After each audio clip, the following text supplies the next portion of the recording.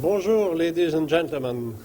I am Dr. Claude Poher, retired astrophysicist and space research engineer from the National Center for Space Studies, which is the French equivalent of NASA.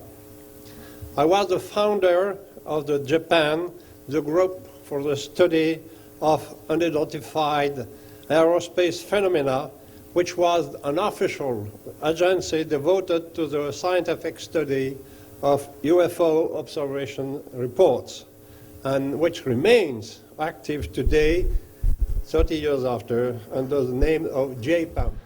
I first learned about the existence of official US UFO reports here in Washington early in the 60s from Dr. Allen Hynek, the well-known astronomical consultant of the US Air Force, Project Blue Book. I then began to investigate official UFO reports and undertake a scientific analysis of the data in France. I received approval from CNES to create and direct the Japan about 15 years later, in 1977. I trained our first investigators, teaching them how to conduct official investigations into the different kinds of reports, from lights in the sky to landings with physical evidence and observation of occupants. We had an independent scientific steering committee. This committee recommended that we continue to pursue this work during the 2 years of my direction. For example, I trained our investigators and my successors on the case of Cusack, where in August 1967, 2 young witnesses were alerted by the agitation of dozens of frightened farm animals at around noon. The witnesses then observed a landed spherical 3 meters diameter UFO at a distance of 80 yards, with 4 occupants near it.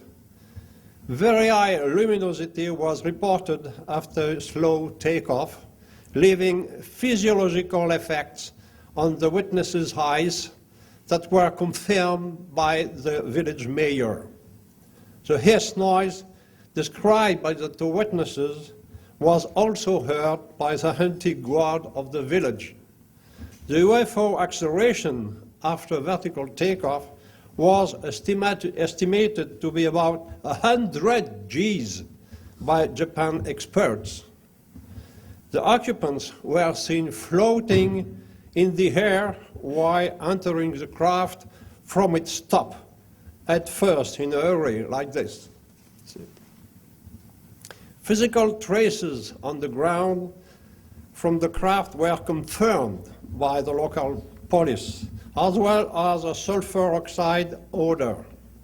CNES experts in meteorology and space debris worked in the field with the witnesses, along with a judge, a psychologist, an optical engineer, and an aeronautical engineer. They had full measuring equipment and work with the police as well.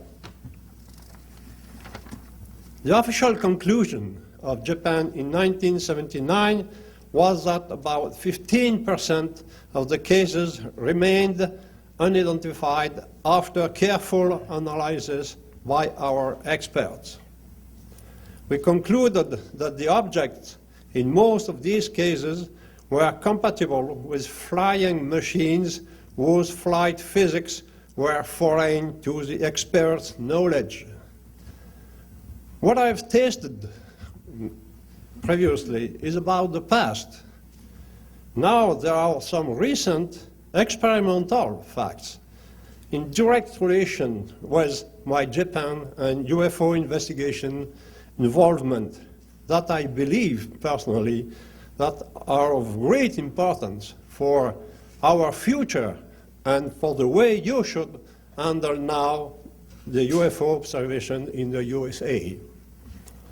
After I left Japan, but remain in CNES, I continued to work in the UFO subject, but in the domain of theoretical physics. Last April, 30 years after, the physical theory about gravitation and inertia I was working on since 1980 was successfully tested in the laboratory. Effectively, I patented and tested in my laboratory devices able to create a strong artificial gravitation field that seems to be the cause of most of the strange effects that are described in UFO observation reports. I'm talking about such effects as tremendous accelerations, sharp turns, sudden stops, powerful emission of light, silent supersonic speed, stopping of cars, paralysis of witnesses, desiccation of vegetation, etc.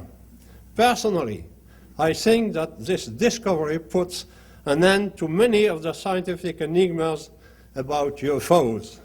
These experimental results are currently open to be demonstrated in my laboratory in Toulouse for qualified scientists, scientific journalists, and industrial representatives, including those from the USA.